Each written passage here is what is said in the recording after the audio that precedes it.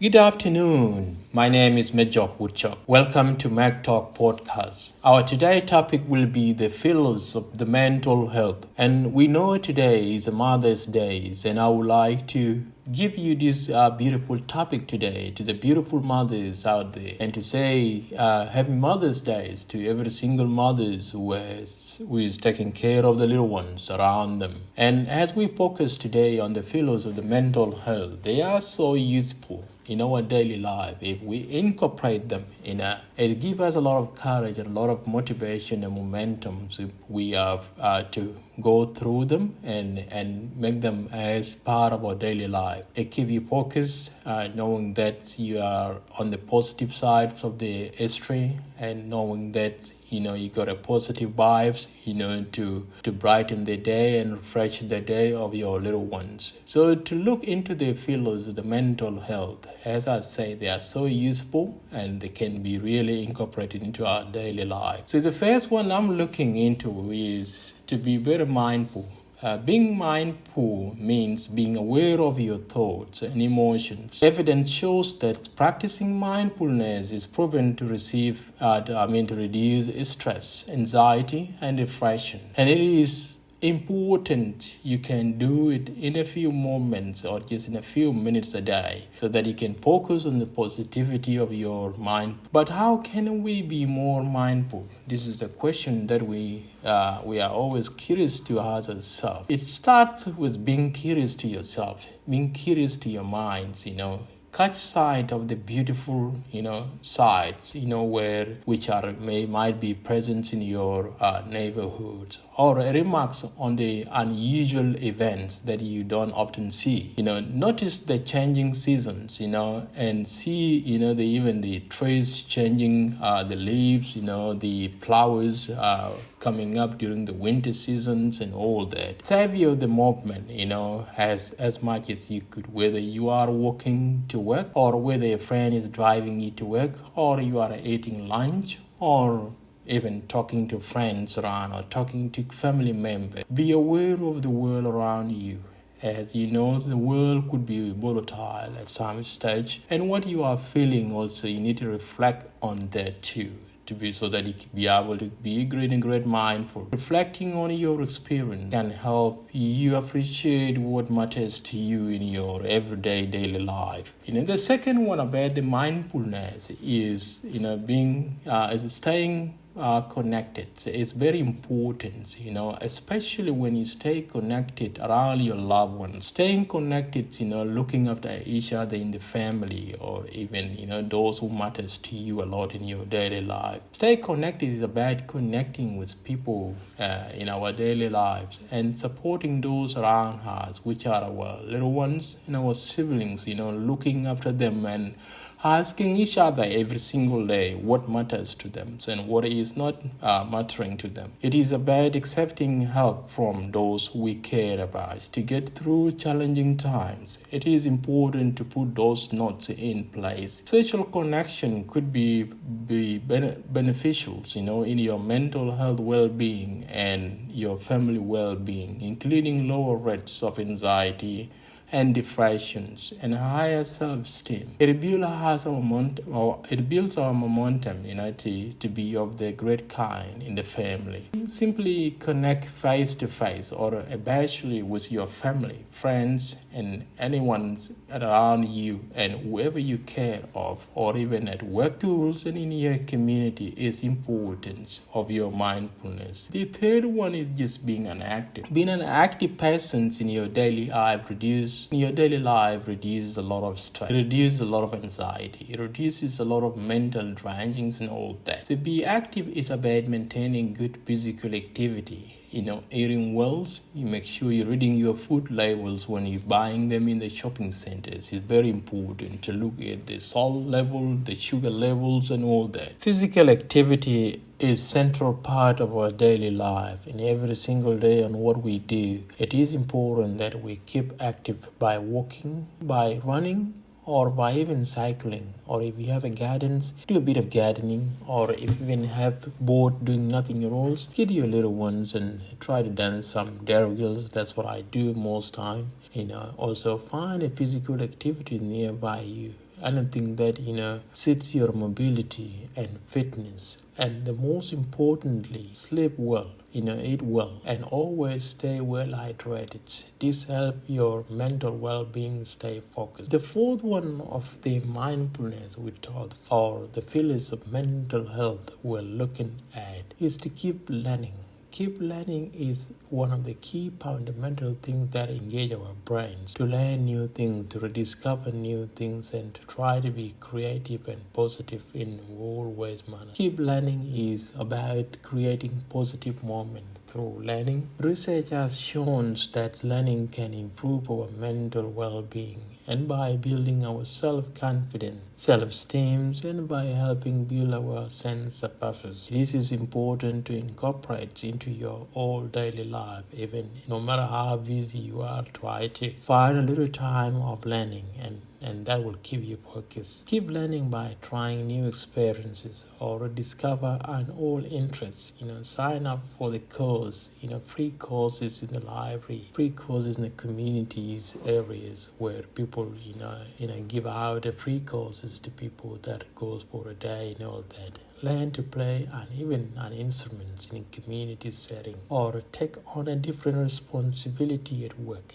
Set a challenge to yourself and you will enjoy achieving that. Something that is achievable and something that is flexible and something that, your mind can take. That's what you really need, to keep learning. Don't overwhelm yourself, continue to be what you want to be. And by observing that, you're really actually engaging your brains and engaging your minds. The fifth one we are looking at, the pillars of the mental health, is giving back. Give back is about expressing gratitude, toward others.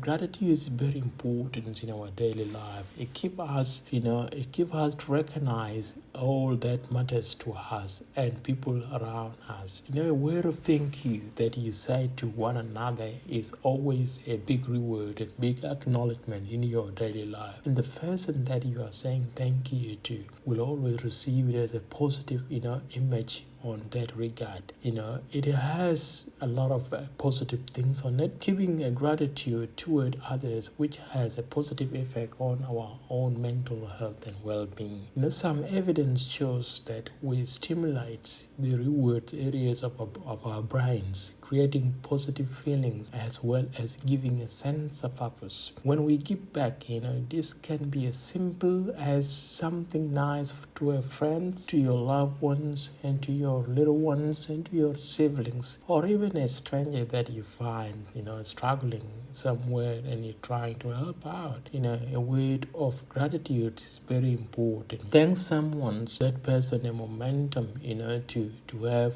that energy vibe during the day. Smile as often as you could.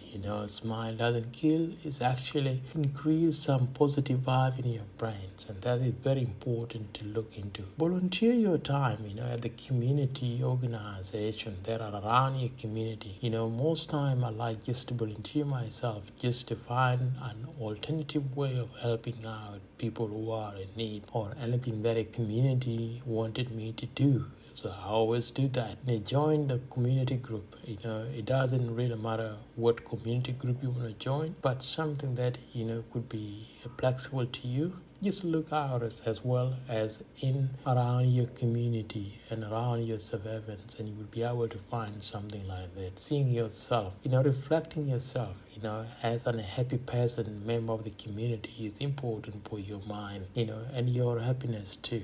Linked to the wider community and can be incredibly rewarding. This is important. These are the good things. They look quite simply and so small to see, but they are rewarding, in a lot of sense in your mind. We kind of looking at what is exactly gratitude. Gratitude is very important thing, and I like gratitude. Saying thank you to the person that has done me some small things. Gratitude is a positive emotion. We take time to focus on things that are good in our life. It is about pausing, to take notice of things we may normally take for granted and the things that we feel thankful for. For example, paying attention to the things that you have right now and and things that you don't really have, you not have to worry about them because you don't have them. You don't have to worry about, things that your neighbor have, because you are sitting in your own capacity and don't have to give yourself a pressure so that, your brain would stress out, No, that's not how you take it. You take what is in your capacity, something that you have. Empathy is also one of the key things that we need to look into, and it is always vibrant also as part of, the feelings of the mental health. It helps us a lot in most way of aspect. Empathy is our ability to be aware of and to understand or feel what another person is feeling. It is about our ability to understand the emotional reactions and the responses of those around us. People might be acting aggressively sometimes to you, some are too nice to you, but the reactions and the responses, of those people give you a lot of pressure. Some make you smile. But by putting yourself in the shoes of others to feel and see what they are going through and practicing compassion will lead to a stronger connection, assisting you to understand your own emotional response, which will also make you feel good. Feeling good is what you need for your mindfulness. What about the mindfulness that I have always been talking about today on this topic? Mindfulness is about taking the time to be aware of our surroundings, our bodies, our thoughts, and our feelings at a given moment in time. It is about being present, without judging yourself, without judging others, and stay in the current moment, with no any thoughts of the past or the future. Just stay as present as you are. Don't overthink your future. Don't, reflect back too much into what went wrong in your future. When you were growing up, you were connected with your parent or you have never been connected with your parents. Some of us came from a background of war, but this is not what you wanted to focus. You want to focus on the present moment so that you will be able to set a goal and achieve what you really be able to achieve. Stay and be present in the moment by slowing down, observing, your senses. Our senses, are very important when we really present ourselves in that particular moment. And also concentrating on one thing at a time. Don't overwhelm yourself with a lot of things that would increase a lot of stress and anxiety in your life. This method can really reduce stress, increase our resilience, and improve our overall mental health well-being. These are the most important fundamentals of the life. Don't stress out the life, and the life will take you easy. How about being well? How do you become really well, with all these mental health issues, popping up everywhere in our daily life? How do you really become well? This is a question, people throw out there and all that. People try to find the answers how they can really become well. Your mental health and well-being, just like your physical health, can fluctuate throughout your life. It can, and it does change depending on your circumstances and experiences. You might experience the good things in your daily life, or you might not even experience good things. But experiencing bad things is not the end of your world. You could still rejuvenate, and come back, as a well-groomed person that is looking into a positive life. Being well does not mean that you will never experience feelings or situations that you find difficult to handle. Being well means you have the strategies and the support system in place when times are more challenging. There are plenty of support systems you will look into. You need to navigate and ask, the people that you really trust in your daily life to give you those kind of information. Your GP is an ideal person that you really can run to, and has a lot of services that are available for your support. Mental health continuums is part of the GP, or part of the health system that is there to help people out to navigate a lot of things that can really help you or can really help your young ones. The mental health continuums, like our mental health and well-being, is fluid and complex. where good mental health is characterized by the feelings and functioning well at one end of the spectrum. Whilst on the opposite end, poor mental health is represented by symptoms, that affect people, their thoughts, feelings, behavior negatively. It is so worth, looking at all that. It is important to identify when our mental health and well-beings are moving toward the unwell end of the continuum of the life cycles of your mental health well-being. Support is available, and as I said earlier on, your GP is the most available person that you would be able to trust to tell everything that you are really facing. This can help, put in applied strategies and mechanisms for healthy and happy lifestyle that you really need. According to the Australian Bureau of Statistics, 13% or 2.4 million, Australians aged 18 and over experience high or very high levels of psychological distress. This was published by the Australian government in 2021 Mental Health Services in Australia, Canberra, with the support of the ABS. So people actually feel, with all this, they have a feeling of homelessness. They have a feeling of helplessness, They have this fear feeling, feeling of disconnected from others. They have a feeling of behaving, erratically and experiencing severe sadness or anger. This is so evident and is well documented, Immediate support and professional care are recommended for persons in this range. If you see yourself or your loved ones or any other persons, in this range, reach out for support. You are able to be recognized, and given a huge support. But how do you recognize the warning signs? These are the most challenging part of the mental health. And I would just encourage you, just to look around, keep on communication positive with your little ones, with the youth that are around you, with the other people that really need help.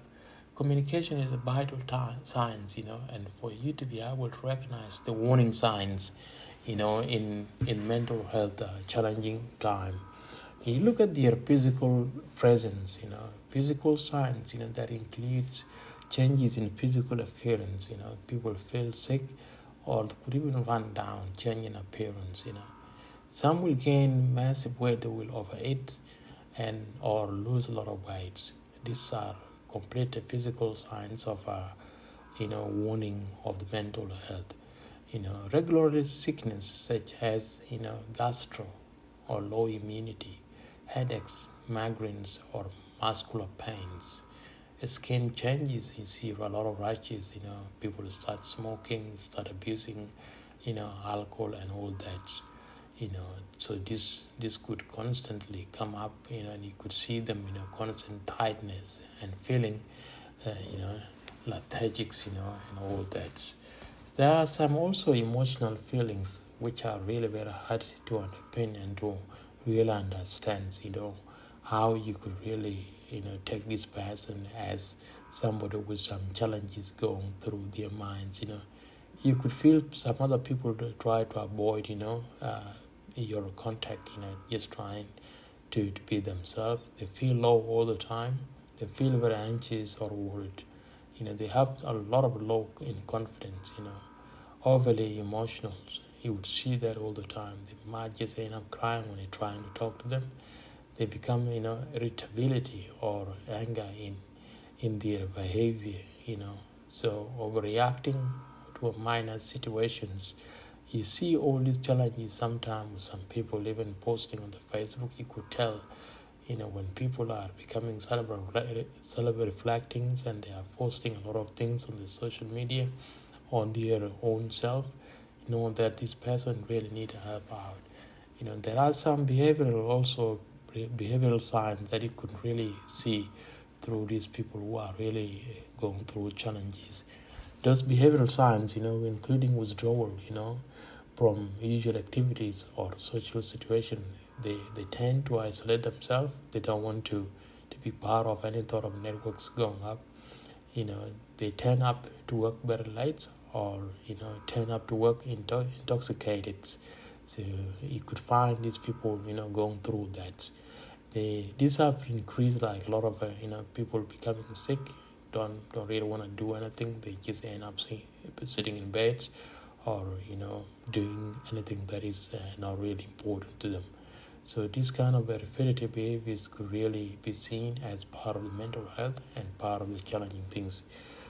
So a lot of things can be really done by by by just involving yourself and trying to help out where you could just refer them to where they could be helped out. So some people do not even return phone calls when they call them. Some people increase in doing a lot of things in wrongly, become so negatively to themselves or toward others. There's some time even constantly making a lot of mistakes that you could really see. So these are really very challenging moments for people who are going through stuff. Thinking through that, there are also thinking signs that you could say. So these are most evidence-based practice that I'm telling you here. So there's a lot of difficulty focusing or concentrating with a lot of people with trying to rethink things into their mind, taking things to themselves. Struggling with poor memory, forgetfulness. They become so forgetful as well. You find yourself struggling like that, and this is where you have to reflect, sit down and refocus and rediscover yourself. See who you are now in that present. What's going on? Do you need help? So this is how you really go through that. If you feel confused or irrational thoughts are coming, so you really need to get help out there. So these kind of things, they can really distress us, but there are a lot of help out there. It's just because we don't have the right methods of navigating the system to where we really want them to be. Don't let yourself struggle out there. Don't be distressful, or just having that paranoid behavior or paranoid thinking. These kind of things will really damage your inner cycle. They will damage your sense of belonging. They will damage your proper thinking and all that. So just see your GP, and your GP would be able to help you out. So I think I will stop here. These are the most crucial times, for us to be able to concentrate looking at all those kind of things. And they need to, these things will really help us out if we refocus and if you listen to all these podcasts. So I'll be doing this kind of podcasts on different variety of topics. So if you want, you just subscribe to this, or you follow my podcast anywhere, wherever you listen to your podcast. Thank you so much for listening today. My name is Benjo Kuchok.